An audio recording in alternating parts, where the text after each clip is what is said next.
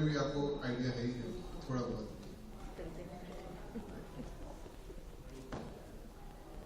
तो स्टार्ट करने से पहले जो दलाई लामा ने बोला है लिसनर्स में क्या क्वालिटी होनी चाहिए, मैं उसके बारे में बात करूंगा।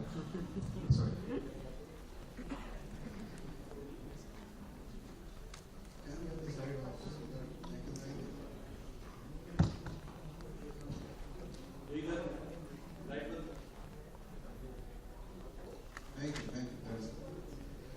दलाई लामा ने ये कहा है कि लिसनर के अंदर 3 डिफेक्ट्स नहीं होने चाहिए। 3 डिफेक्ट्स में से पहला डिफेक्ट है कि जो बोला जा रहा है वो बिल्कुल ही वॉश अवे, मतलब कि उसके ऊपर जा रहा है मगर वो निकलते जा रहा है। तो उन्होंने माइंड को एक कंटेनर या वेसल की तरह माना है। अगर वो वेसल उल्टी पड़ी है तो कुछ भी उसके ऊपर डालें वो निकल जाएगा। तो एक ये डिफेक्ट नहीं होना चाहिए कि हमारा माइंड बंद हो ये सुन रहे।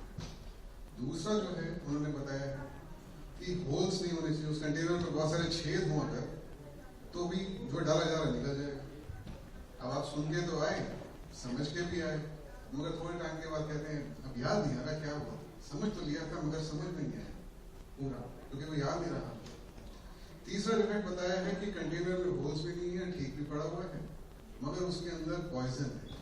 पॉइजन मतलब उसके अंदर प्री फॉर्म्ड उसके आइडियाज हैं ऑलरेडी, जो प्रेजुडिसेस हैं, जो उसके अपने कुछ ऐसे कंटेनर के अंदर चीज़ें पड़ी हैं हमारे माइंड में, कुछ ऐसे अपने बिलीव्स हैं।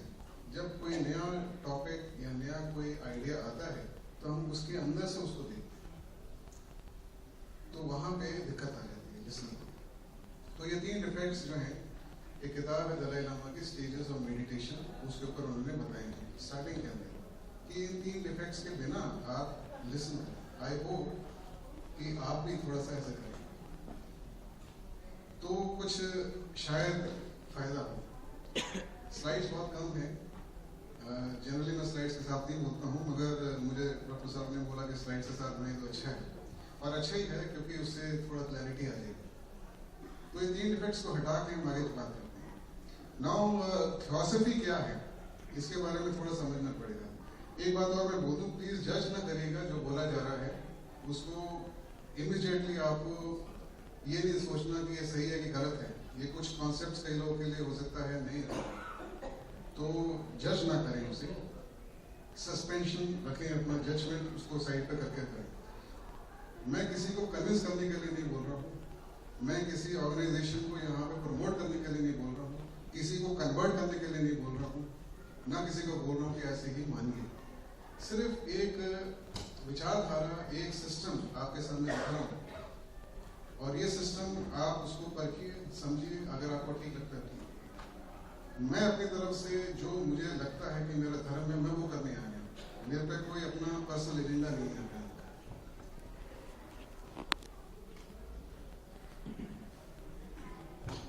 ये ऑफिशियल कुछ लाइंस हैं जो थियोसॉफिकल सोसाइटी ने, जो कि व्हीकल है थियोसॉफी का। थियोसॉफी कुछ भी नहीं है, एक शब्द है जिसको हम आत्मविद्या कह सकते हैं, ब्रह्म विद्या कह सकते हैं।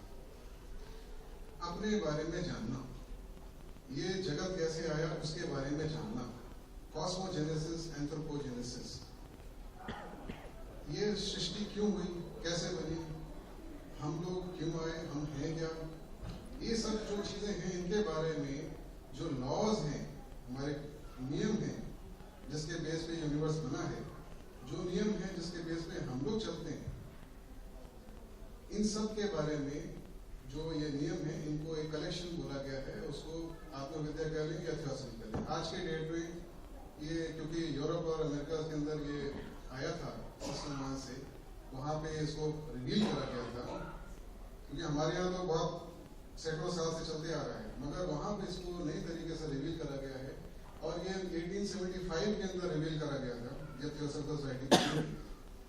तो उस टाइम पे क्योंकि साइंस धीरे धीरे आ रही थी, ऑर्गेनिजम्स डिस्कवर हो रहे थे, जर्म थियरी ऑफ डिजीज जो है ये भी आ गई थी, तो बहुत क्लियर तरीके से, साइंटिफिक तरीके से इन कॉन्सेप्ट्स को रखा गया, इसलिए इनकी वैल्यू।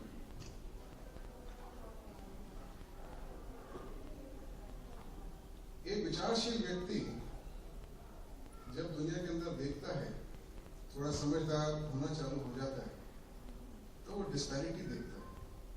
वो ये देखता है कि एक गरीब व्यक्ति है, एक अमीर व्यक्ति है। अब बिल गेट्स के घर में कोई पैदा हो गया, गांधी फैमिली में कोई पैदा हो गया, बुश के यहाँ कोई पैदा हो गया, और दूसरा सड़क पे हम देखते हैं दिल्ली की सड़कों पे रोड साइड पे कोई बच्चा पैदा हो गया। दोनों हो सकता है एक ही टाइम पैदा हुआ, तो वो यहाँ क्यों पैदा हुआ, वो वहां क्यों पैदा हुआ, ये सवाल होता है। हमें सोचना चाहिए जो हमारा फिनोमेना हम जो देखते हैं हमारे सामने जो घट रहा है उस पर क्वेश्चन मार्क थोड़ा सा डालना चाहिए। कोई व्यक्ति के पास में एक्सेप्शनली गिफ्टेड होता है कोई, जैसे सचिन तेंदुलकर हो गया, लता मंगेशकर हो गई, पीटी उषा हो गई, और कोई जो है नहीं होता है गिफ्टेड, वो डफर होता है या एवरेज होता है। ऐसा क्यों? कई लोग जल्दी बीमार हो जाते हैं, कई लोग बीमार नहीं होते, कई बच्चों को कैंसर हो जाता है। अगर आप जाएं और बच्चों के वार्ड में देखें तो बहुत सारे बच्चे क्यों बीमार हुए, क्यों मर गए, क्या उन्होंने ऐसा करा, ऐसा उनके साथ क्यों हुआ। कुछ ऐसे होते हैं जैसे बताया प्रीवियस स्पीकर ने 105 साल के जी रहे हैं। तो ये जो डिस्पैरिटी है, मैं इससे ज्यादा एलैबोरेट नहीं करूंगा, ये डिस्पैरिटी जब हम देखते हैं तो हमें एक सेंस ऑफ अनफेयरनेस की फीलिंग आती है कि भाई ऐसा क्यों, ऐसा नहीं होना चाहिए।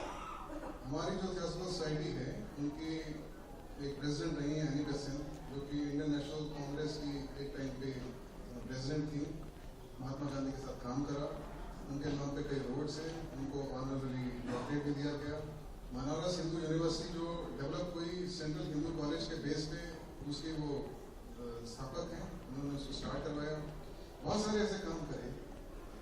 तो एनी बेसेंट भी जो है वो कट्टर क्रिश्चियन थी। मैं क्रिश्चियन के खिलाफ नहीं कह रहा हूँ, मगर उनके बात बता रहा हूँ।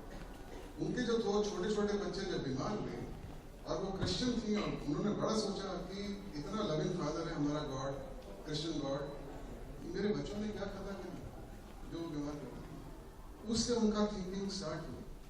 बेसिकली मैं आपको ये कहना चाह रहा हूँ कि हम जो देखते हैं फिनोमिनल वर्ल्ड में, हम देखते हैं अनफेयरनेस। बहुत सारे लोग कहते हैं भाई मैं क्यों ऐसा, मैं गांव में पैदा हुआ, अगर मैं शहर में पैदा होता, मेरे बच्चे, मेरे माँ बाप ऐसे होते, मेरे को ये फैसिलिटीज होती, तो मैं कहाँ पर कहाँ होता। ये सब सवाल उठते हैं बहुत सारे। इन सवालों का जवाब थियोसॉफी के अंदर बड़े आराम से दिया है, और सबसे अच्छे तरीके से दिया है जितना मैंने समझा है। आप लोग भी ढूंढिए। बेसिकली मेरा कहने का मतलब है, you should question yourself, try to find out the answer. Any philosophy which can answer the question of all the phenomenal worlds that you see is the right philosophy for you. If it cannot answer, then it is not. You must continue with your search. For me, theosophy answers every question. So as you see, it is a body of truths that forms the basis of all religions and which cannot be claimed as. So ये तो पहला part हो गया। Second part फिर आता है कि हम हर एक को मरना है, हर एक को पता है, पर जीता हर एक आदमी ऐसे जैसे मरना नहीं है। हर एक को मरना है। अगर मरना है, बॉडी खत्म होनी है, बॉडी छूट जाएगी, तो क्या कुछ बचता है? क्या बॉडी के जाने के बाद कुछ हम रहते हैं? हमारी कॉन्टिन्यूटी है कि नहीं है? ये एक बहुत बड़ा सवाल है। लोग बहुत इसके ऊपर सोचते हैं। इसके बारे में भी थियोसॉफी के अंदर बहुत अच्छे आंसर्स दिए गए हैं। तीसरा कि थियोसॉफी के अंदर बेसिकली हमारे को एक मास्टर की मिलती है। अगर थियोसॉफी को अच्छी तरह हम समझ लें तो एक मास्टर की मिलती है कि हम सारे अपने जवाबों के आंसर्स ढूंढ सकते हैं फिलोसॉफिकली, एंड देन रियलाइज कर सकते हैं अपनी जिंदगी के अंदर, जब हम धीरे धीरे सिस्टमैटिकली चलेंगे। सिस्टम भी हम खुद ही डिटरमिन करते हैं कि हम कैसे चलेंगे, इसके बारे में बताऊंगा। So theosophy is not something like the sole property of a theosophical society. The theosophical society is only a vehicle.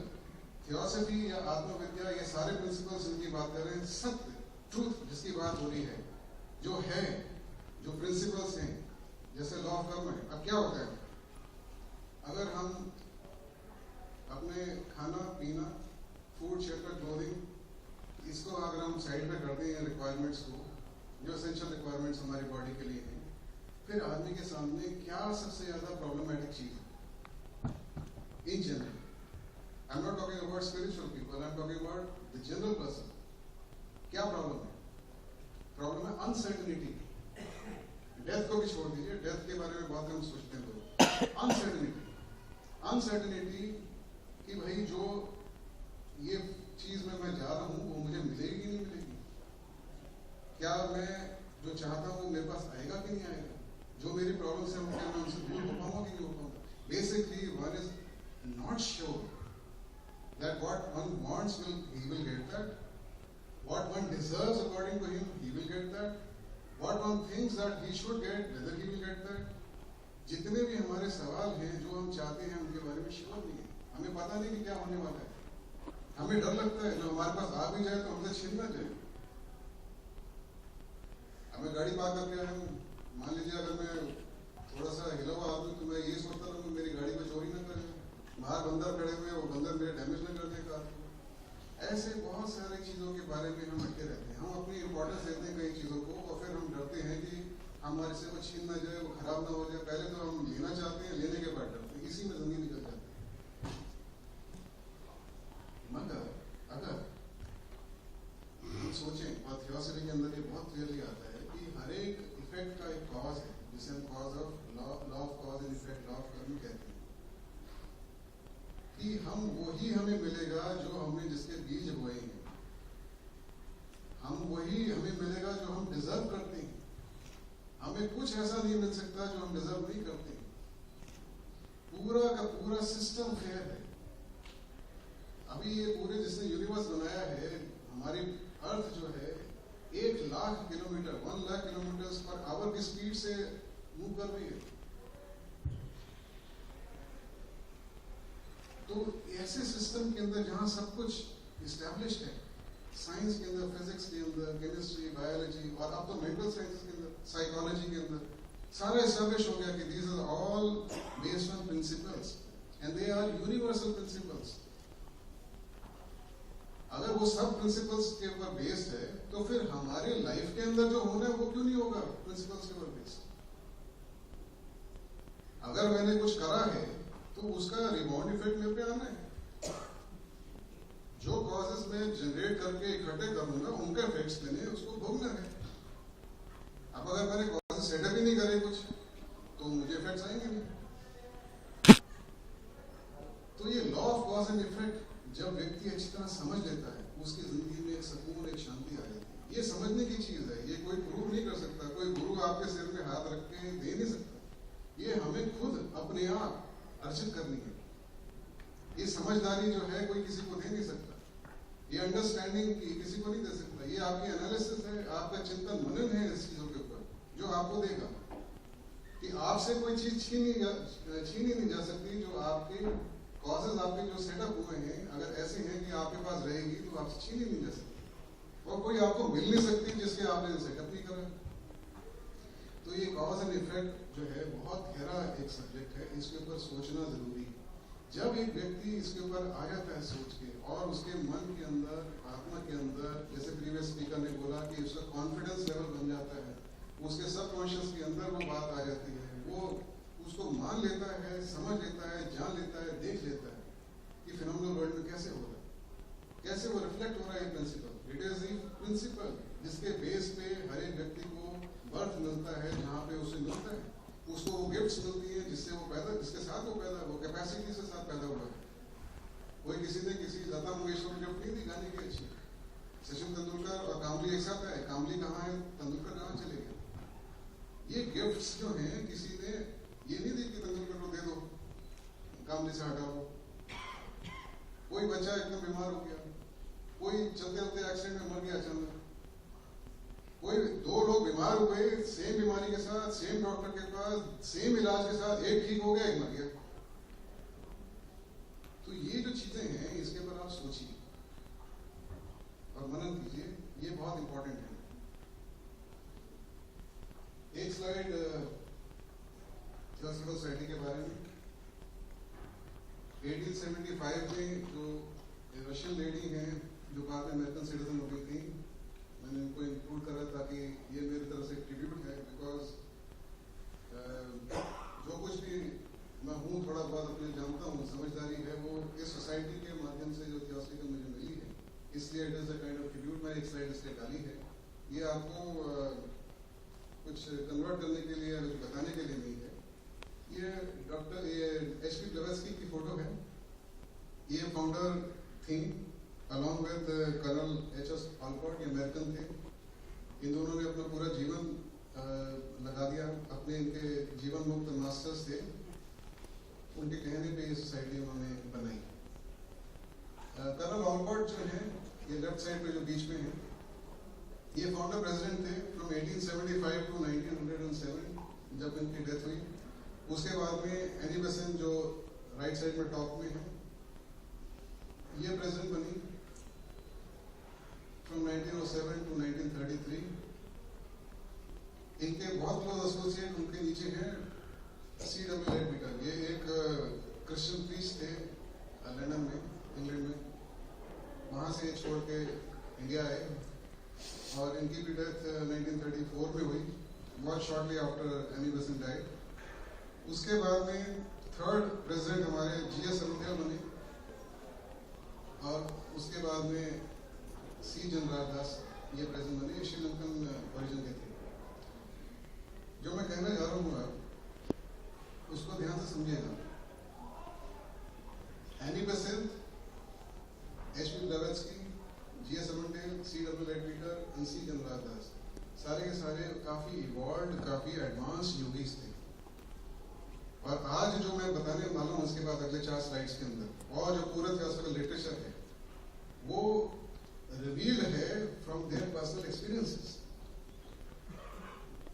Verified by their gurus. कि उनके गुरु ने बोला हाँ आपने जो देखा है वो सही है। ये फर्स्ट हैंड एक्सपीरियंस के ऊपर बात बोली। यहाँ पे कोई मैं चाहे सेकंड हैंड के ऊपर बोल रहा हूँ, मगर इन्होंने जो लिखा है उसी के बेस पे मैं आपको बता रहा हूँ, जिसको मैंने समझा है और आपको मैं प्रेजेंट कर रहा हूँ वेरी सिंपल फॉर्म के अंदर। अदरवाइज ये काफी डिटेल में बात हो सकती है। Annie Besant, C.W. लेडबिटर, G.S. Arundev, ये तीनों आज जो हिंदू परंपरा में परमहंस का लेवल कहते हैं, ये उस लेवल पे थे। HP ब्लेवेत्स्की का मुझे पता नहीं और C. जनराज दास का मुझे पता नहीं। इन पांचों की कुंडली रेज थी, कुंडली जागृत थी, ये उन्होंने खुद रिवील करा। तो अब हम आगे चलते हैं और मेन चीज पे आते हैं।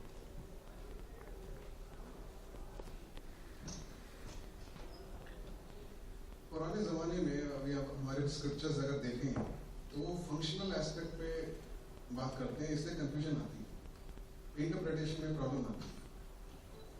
हमारी जैसे बॉडी है, इसकी एनाटॉमी है, फॉर्म है और एक इसका फंक्शन है, फिजियोलॉजी है। तो जैसे मेरे लंग्स हैं, फेफड़े हैं, मैं हवा लेता हूँ और छोड़ता हूँ, ये एक एनाटॉमिकल पार्ट है। मगर उस हवा के अंदर से वो एक मेरे फंक्शन फेफड़े करते हैं, खुलते हैं, बंद होते हैं, उसका फंक्शन है। तो फंक्शनल एस्पेक्ट जो है वो दिखाई नहीं देता इतना, खासकर हायर प्लेन्स पे। तो मगर जो पुराने जमाने में ऋषि मुनि थे, उन्होंने फंक्शनल चीजों पे ज्यादा बात करी, स्ट्रक्चर पे कम बात करी।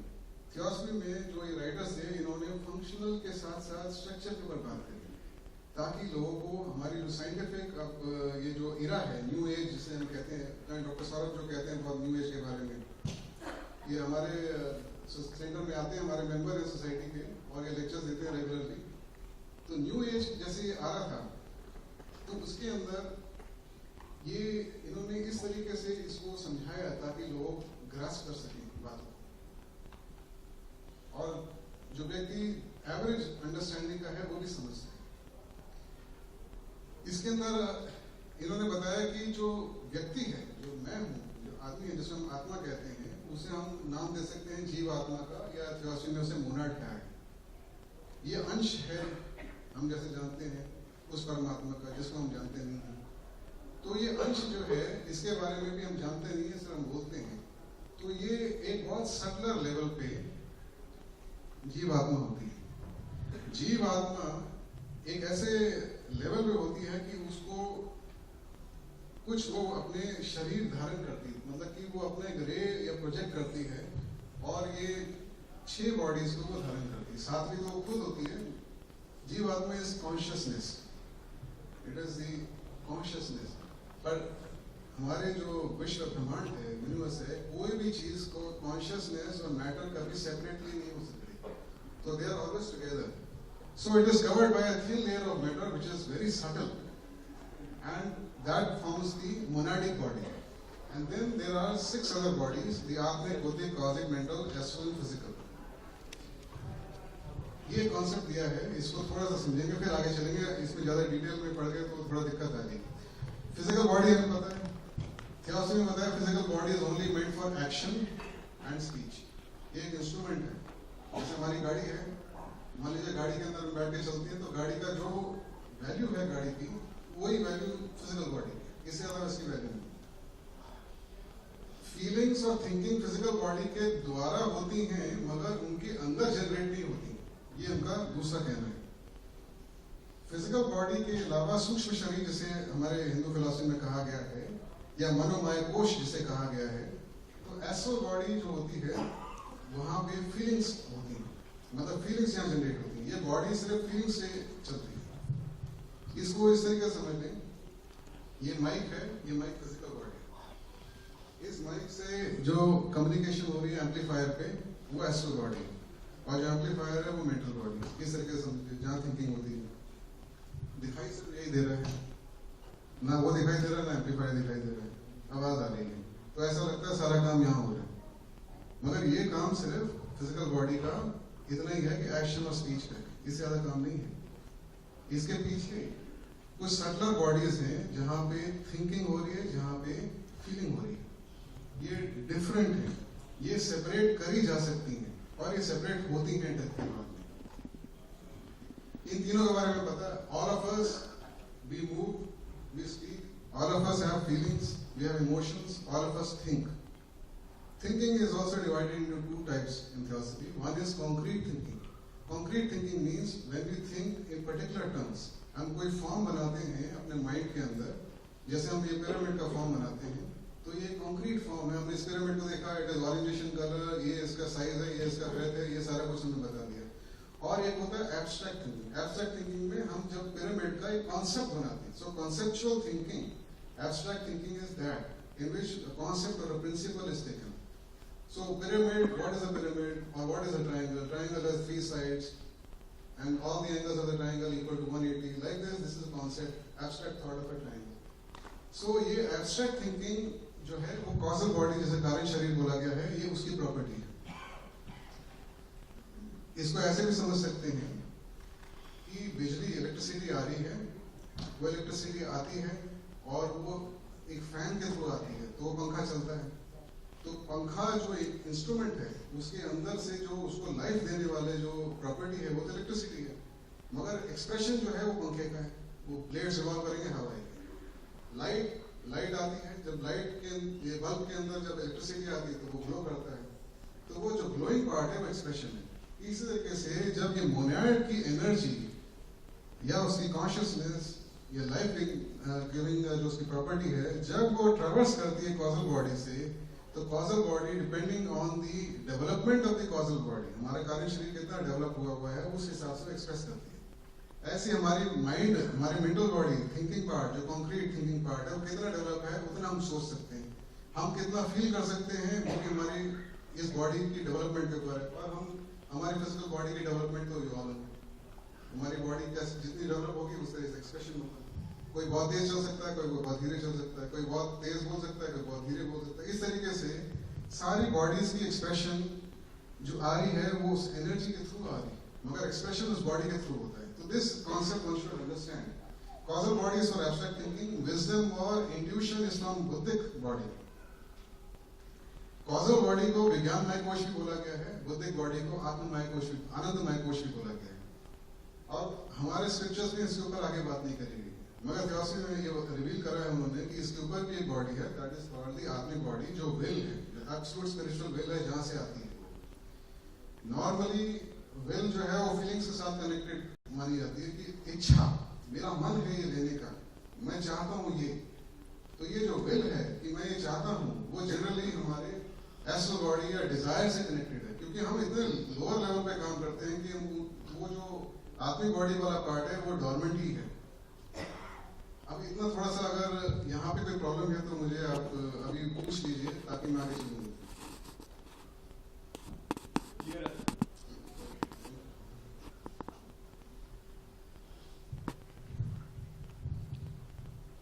एक बात और समझनी पड़ेगी इस स्लाइड के अंदर, मैटर जो है उसके बहुत सारे स्टेट्स होते हैं। जैसे सॉलिड लिक्विड गैस हम सब जानते हैं, सॉलिड लिक्विड गैस हमारी बॉडीज के अंदर है, हमारी बॉडी सॉलिड भी है, अंदर लिक्विड भी, अंदर गैस भी है।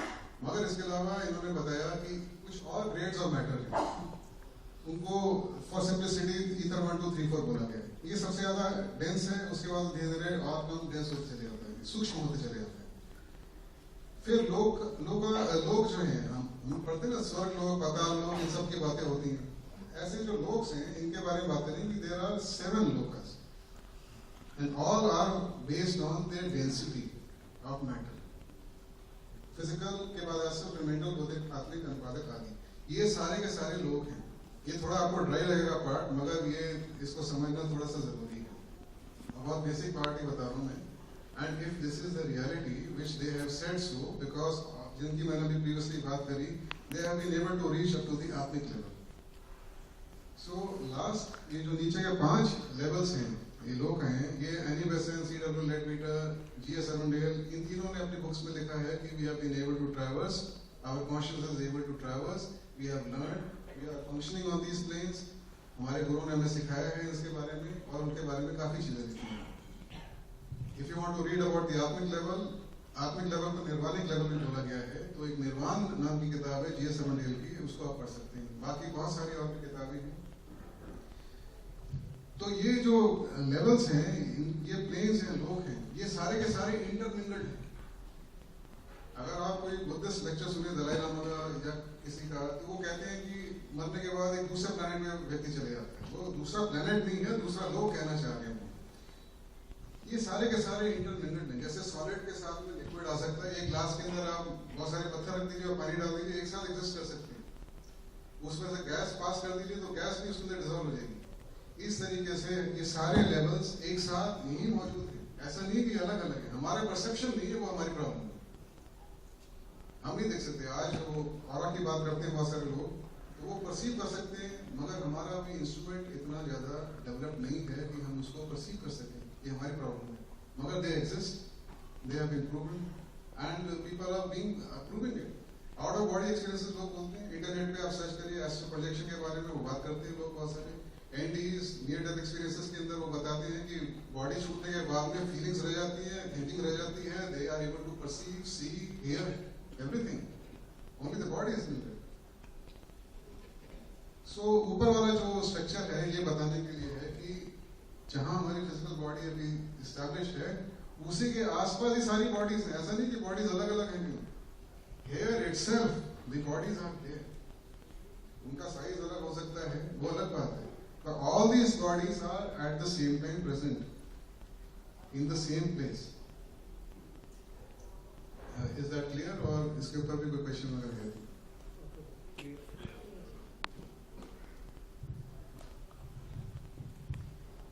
Now we come to the interesting part. ये पार्ट है जो मेडिटेशन में इंटरेस्टेड हैं लोग, जो खुद रियलाइज करना चाहते हैं इन चीजों को, ये चीजों को छोड़ो, सत्य को रियलाइज करना चाहते हैं, वो उनके लिए ये इंटरेस्टिंग पार्ट है। I hope you can see that.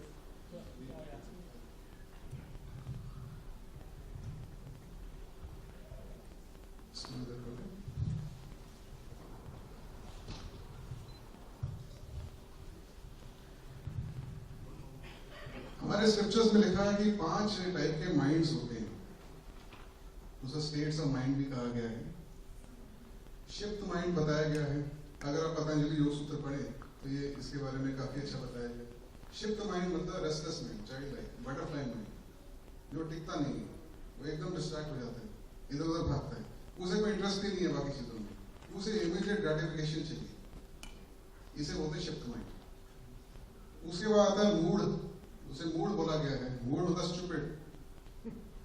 ये रेस्टलेस माइंड है, एडोलेसेंट माइंड है, वो एक चीज के साथ में थोड़ा सा ऑब्सेस हो जाता है, वो चीज चाहिए तो मुझे चाहिए, वही मुझे चाहिए, तो इस टाइप का जो माइंड है वो भी स्पिरिचुअल और इन फिलोसफिकल चीज़ों के अंदर इंटरेस्टेड नहीं होता है, वो उसे कुछ ना कुछ चाहिए और वो ऑब्सेस होकर उसको लेना चाहता है, लेने के बाद फिर वाकई ये थोड़ा सा एडवांस होता है शिफ्ट से, क्योंकि वो एक चीज़ को वो ठान लेता है और उसको पाना चाहता है और पा लेता है। उसके बाद आता है विक्षिप्त माइंड। ज़्यादातर जो लोग स्पिरिचुअलिटी के अंदर हैं या इवन जो ऑर्डिनरी लोग हैं वो इसके अंदर आते हैं, विक्षिप्त माइंड। हमारा माइंड का स्टेट हम खुद एग्जामिन कर सकते हैं, इसके ये दिस इज यहाँ कोई थियरी की बात नहीं आ रही, यहाँ पे प्रैक्टिस की बात है। रेस्टलेस, हमारा डिस्ट्रैक्टेड माइंड। डिस्ट्रैक्टेड मतलब थोड़े टाइम उसको थोड़ा सा आप रोक लो तो रुक जाता है, एक जगह पे ठहर जाता है, उसके बाद में फिर ज़्यादा देर ठहर नहीं सकता, फिर डिस्ट्रैक्ट हो जाता है। तो उसके अंदर कभी कभी पीरियड्स आएंगे जब वो चीज़ों को समझ लेगा, समझा देगा, जैसे अभी बैठे हुए आराम से सोच भी लेगा, फिर डिस्ट्रैक्ट भी हो जाएगा। ऐसा व्यक्ति जब मेडिटेशन के लिए बैठता है तो बहुत जल्दी डिस्ट्रैक्ट हो जाता है। तो ये हो गया विक्षिप्त माइंड। एकाग्र माइंड नहीं आ सकता नेचुरली, ये प्रैक्टिस के बाद। जब विक्षिप्त माइंडेड व्यक्ति मेडिटेशन के लिए बैठता है और एक ऑब्जेक्ट के ऊपर कॉन्सेंट्रेट करता है, चाहे वो ब्रेथ हो, एक्सटर्नल ऑब्जेक्ट हो, कोई विजुअल या साउंड हो या इमेज हो, इंटरनली माइंड में उसने क्रिएट करी हो, चाहे साउंड की क्रिएट करी हो, चाहे कोई ऑब्जेक्ट की क्रिएट करी हो, जब उस पर करता है कॉन्सेंट्रेट तो वो बहुत जल्दी डिस्ट्रैक्ट हो जाता है, फिर उसको वापस आता है। धीरे धीरे एक उसके अंदर कैपेसिटी जनरेट होती है माइंडफुलनेस की। जैसे आजकल ये माइंडफुलनेस वर्ड बड़ा कॉमन है, इससे मैं भी यूज कर रहा हूँ। ये जो कैपेसिटी होती है, it is to bring back the consciousness which has strayed away, it brings it back. तो उसके लिए क्या हमारे बताया गया है स्क्रिप्चर्स के अंदर और भगवद गीता के अंदर भी, अभ्यास और वैराग्य। तो ऐसे मेडिटेटर को, आई अज्यूम कि मेजॉरिटी आप में से मेडिटेटर होंगे या होना चाहते हैं, तो अभ्यास और वैराग्य। अभ्यास मतलब ब्रिंगिंग इट बैक और वैराग्य मतलब उसको डिस्ट्रैक्शन का मटेरियल ही ना दो कि वो डिस्ट्रैक्ट हो। वैराग्य आता है विवेक के साथ। विवेक होता है डिस्क्रिमिनेटिव पावर कि क्या सही है क्या गलत है। ये आता है चिंतन मनन करने से, जो भी मैंने पहले बताया था।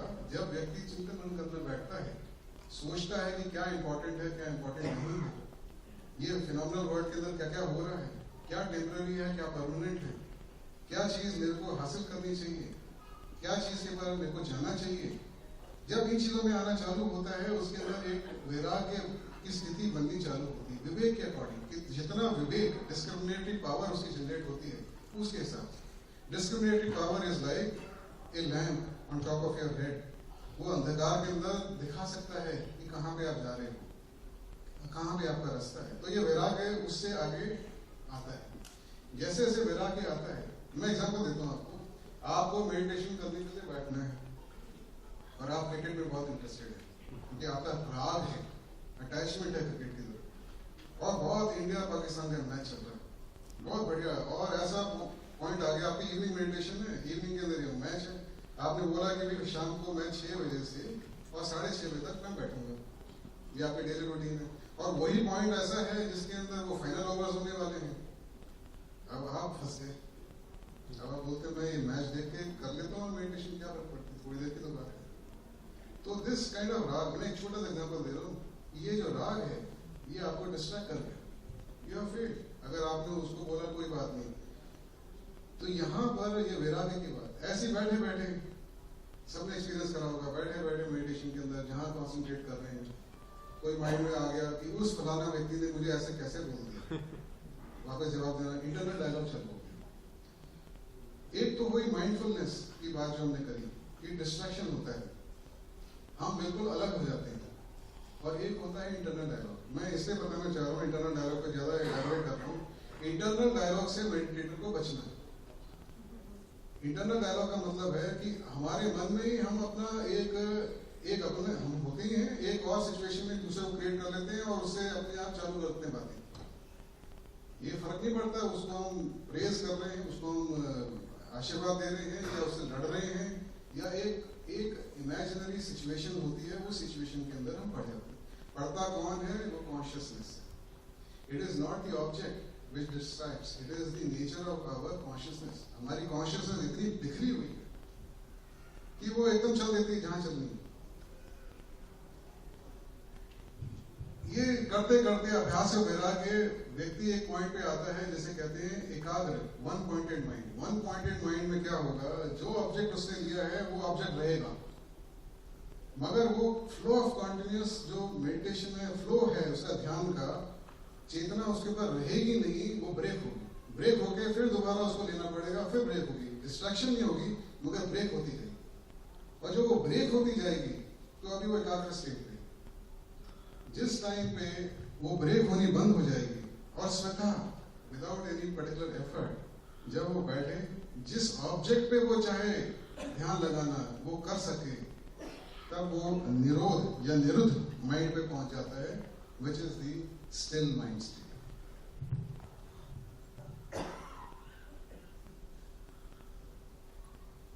यहां तक क्लियर है? कुछ बात करनी तो कर सकते हैं।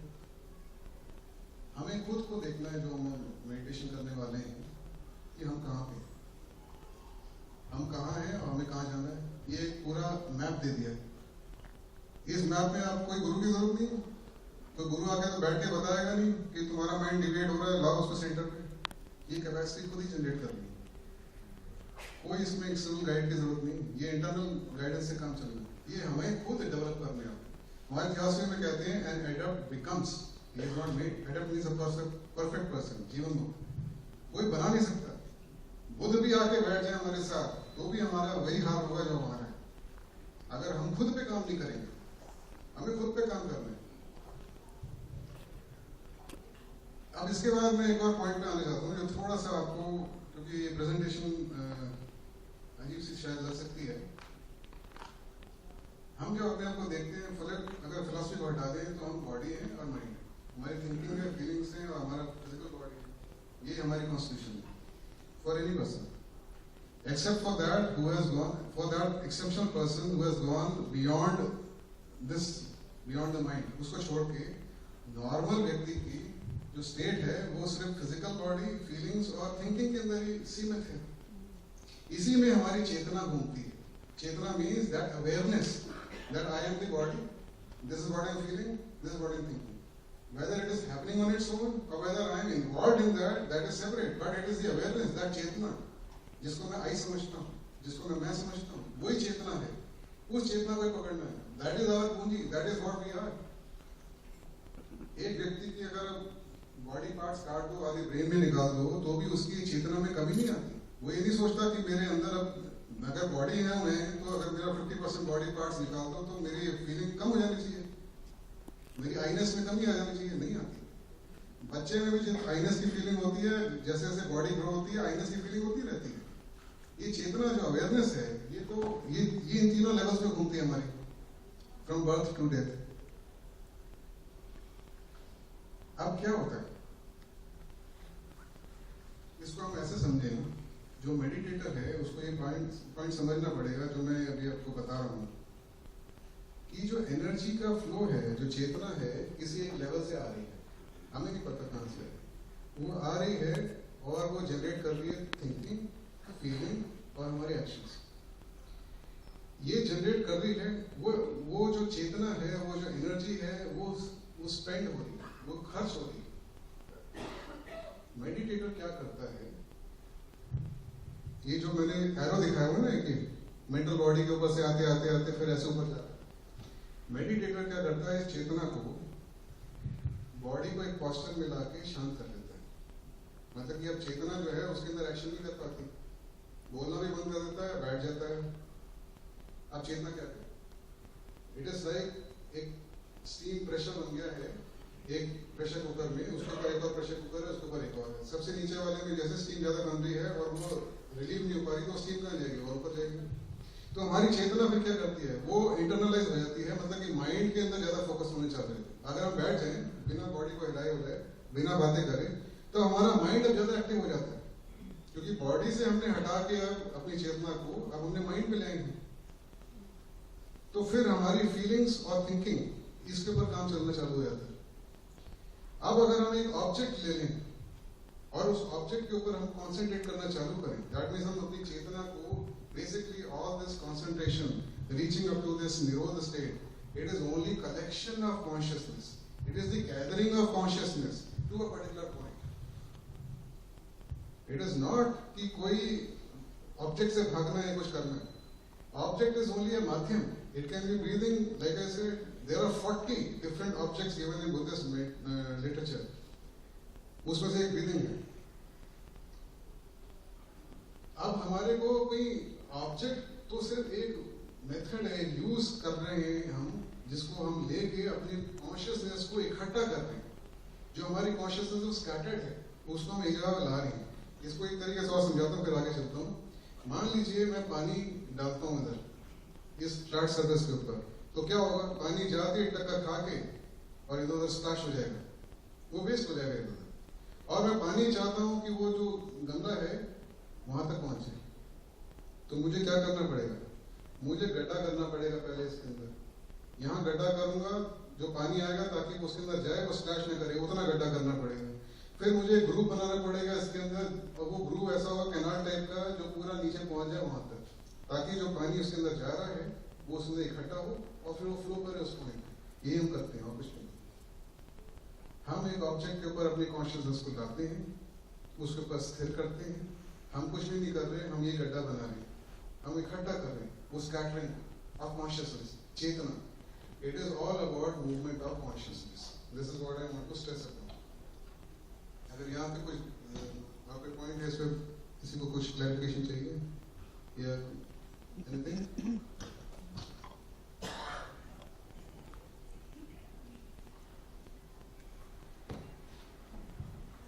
Now this is the last slide for me.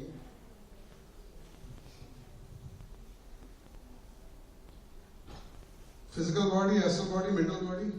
In other words, our body, our feelings, our thinking, these are in a way one unit only.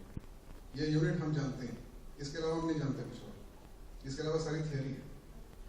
अब अगर एक्चुअलिटी में जानना है तो लोग कहते हैं समाधि करो, वो अष्टांग योग की बात होती है, धारणा ध्यान समाधि करो, उसी प्रोसेस की बात हो रही है यहाँ पे। अभी हमने बात करी कि कैसे अपने माइंड को, कैसे उस चेतना को एक पॉइंट पे ला सके।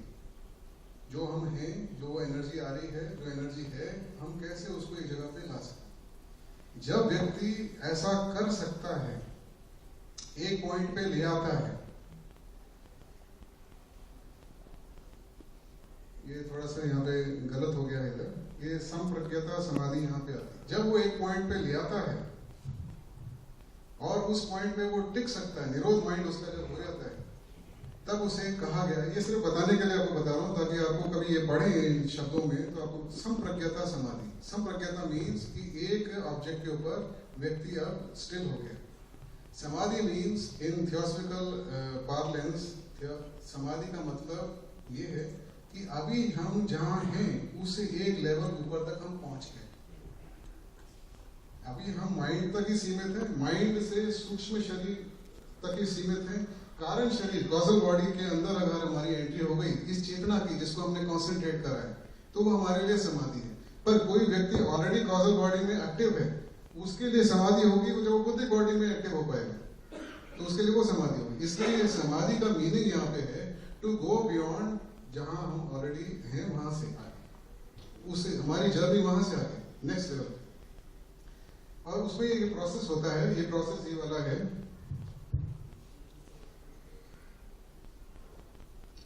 ये जो संप्रज्ञता समाधि है वो इधर आएगी। संप्रज्ञता समाधि के बाद में अब क्या नेक्स्ट स्टेप है, हमने माइंड को स्टिल कर लिया, कंसंट्रेशन करके पूरा पहुंच गए उस ऑब्जेक्ट तक। अब आगे क्या करें, आगे क्या करना है? यहाँ तो अटक गए, अब कौन आएगा हमें बताने के लिए क्या करना है? तो ये भी हमारे स्क्रिप्चर्स के अंदर बताया गया। अब उस ऑब्जेक्ट को ड्रॉप करना है, उस ऑब्जेक्ट को छोड़ देना है, और वो पूरी फोकसिंग, जो फोकस करा हुआ है वो वहीं पर रखना है, फोकस पावर वहीं रखनी है। अब हम आगे कुछ नहीं कर सकते, यहाँ एफर्ट हो गया खत्म। अब जो होगा वो होगा अपने आप। अब क्या होगा कि अपने आप ऑटोमेटिकली, जैसे डिवाइन ग्रेस बोला गया है, ग्रेस ऑफ गुरु बोला गया है, जो मर्जी बोल लीजिए नाम, ऑटोमेटिकली स्वतः है वो जो चेतना हमारी जहां अटकी हुई है at border, at this border, यहां से यहां क्रॉस हो जाएगी। ये जो ऑब्जेक्ट को छोड़ना, ऑब्जेक्ट को छोड़कर एक जगह पे टिक के रहना, उसे असंप्रज्ञता समाधि बोला गया। और उसके बाद में जो क्रॉस ओवर होने वाला होगा, इन दोनों के बीच में जो एरिया है, जो क्रॉस ओवर के टाइम पे जो एक पीरियड आएगा, बहुत मामूली सा पीरियड वो कहते हैं आता है, इसे धर्म में का नाम हमारे स्क्रिप्चर में बोला गया। धर्म में मीन्स कि spiritual cloud, this is in between two planes. जब कॉन्शियसनेस मूव करती है from one to another plane, clouding of consciousness occurs, and then suddenly one will find oneself to be in another region of consciousness. वो consciousness उस जब reason में पहुंचेगी तो वो समाधि की स्टेट उसकी कंप्लीट हो गई, अब वो एंटर कर गई। ये सेम प्रोसेस करते रहना पड़ेगा। कारण शरीर में भी जाके, ठीक है, टाइम हो आदमी के पास में, अपने पुराने जन्मों में क्या हुआ वो देख ले, बहुत सारे जो उस जगह पे, उस एरिया के अंदर जो चीजें हैं, फील्ड्स हैं, उसको एक्सप्लोर करें, वो ठीक है, मगर उसका टारगेट अभी कंप्लीट नहीं हुआ, अचीव नहीं हुआ। मगर हमारे स्क्रिप्चर्स में, क्योंकि लोग शायद लोगों को पूरा नहीं एक्सप्लेन कर सकते थे, उन्होंने यहीं पे छोड़ दिया, क्योंकि एक्चुअली टीचिंग जो है वो यहीं से स्टार्ट होती है। इसके नीचे जो लिखा जा सकता है वो लिखा गया है, इसके ऊपर लिखा नहीं जा सकता। उस रीजन में क्या है जिसके बारे में बताया नहीं जा सकता। जैसे एक्सरेज का कलर अगर मैं देख सकता हूं तो मैं आपको बता नहीं सकता, कंपैरिजन नहीं हो सकता। लैंग्वेज सिर्फ एक माइंड से दूसरे माइंड तक एक कॉन्सेप्ट को, एक पिक्चर को ट्रांसफर करने का एक जरिया है लैंग्वेज। मगर अगर दूसरे माइंड के अंदर वो है ही नहीं चीज, जिसका एक्सपीरियंस ही नहीं है, वो सब्जेक्टिव एक्सपीरियंस एक आदमी का है, दूसरे का नहीं है, तो कैसे कन्वे करेगा? वो कन्वे नहीं कर सकता। यहाँ पर कॉजल बॉडी या कॉजल जो रीजन है, जिसे हम हायर मेंटल प्लेन कहते हैं, में एब्स्ट्रैक्ट थिंकिंग का एरिया है, यहाँ पर व्यक्ति को मालूम पड़ जाता है कि ही इज नॉट द बॉडी। अब मालूम पड़ जाता है, अब पढ़ने वाली बात नहीं रहेगी, जैसे मैं बोल रहा हूँ, अब he realises he is not the body, he is not the mind, he has gone above that area and he can see that he has taken those vehicles. Those are now recognized to be the vehicles. और बहुत expansion होती है उसकी consciousness में, बहुत सारी चीजें उसके मालूम पड़ती हैं, दुनिया कैसे चल रही है उसके बारे में मालूम पड़ता है, वो पूरा समझ जाता है संसार के बारे में डायरेक्टली। उसके बाद में जैसे जैसे वो आगे बढ़ता है, वहां पे भी चेतना को वो लाता है, उसकी कॉजल बॉडी डेवलप होती है, उसको लाता है दोबारा चेतना को फोकस करते करते करते, फिर दोबारा जब वो बौद्धिक बॉडी में जाता है, बौद्धिक बॉडी के अंदर कुछ नहीं होता, अब यूनिटी की फीलिंग आ जाती है, उसकी कॉन्शियसनेस एक्सपैंड करके सारी बाकी जितनी भी चेतनाएं हैं उनके साथ में मर्ज कर जाती है। This merging of one consciousness with others, अहम ब्रह्मस्मि जो है वो होता है। तो यहाँ पे बौद्धिक बॉडी के अंदर एंटर करता है, फिर उसको आगे चलता है, फिर उसके बाद आत्मिक बॉडी में एंटर करता है, उसके बाद में फाइनल जो एंट्री होती है, from where he started, the consciousness started, वहां जो एंट्री है उस पॉइंट को हमारे यहाँ पे सेल्फ रियलाइजेशन बोला गया। So this is the broad map, the way through which we have to go, as according to theosophy. I hope मैंने थोड़ा सा इसको explain करने में थोड़ा सफल रहा हूँ. You don't have to believe it, but as a seed, it will remain with you. और आप जब अपने scriptures पढ़ेंगे, कुछ देखेंगे या और books पढ़ेंगे, तो बहुत सारी चीजें साफ होंगी. यही एक खूबी है theosophy की. हमने जो basic चीज दे दी है, रिमूविंग द पैराफर्मूलिया, ये भी मैंने समाधि और ये सब बातें इसलिए डाली कि भाई when you come across this terms थोड़े से दिक्कत ना हो इन reading your own scriptures and the experiences of others. Thank you very much.